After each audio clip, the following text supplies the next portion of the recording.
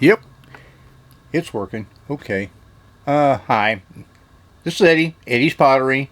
We've had a really great week, and we've had mother-daughter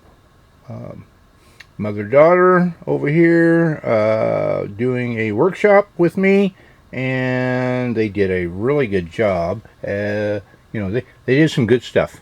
So, and they were beginners, never done it before. So, hey, and then we're going to go over here, and I've got pottery. I had 3 10-year-olds that came to make some stuff, and they did really good. I mean, they actually did better than a lot of the adults I've seen do it that I've had here making pottery. But that's okay. Hey, they like art. They really liked it. And I made some soup bowls today, and I know I made, that's on the other clip. This is how they turned out. Not bad.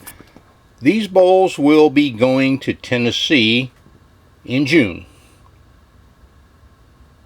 And I mean, there was a special request for these, so that's what I'm going to do. So hey, and I'm going to say goodbye. It's Eddie from Eddie's Pottery, and hey, hope to see you or hear from you soon. I hope you like the videos, and please keep looking.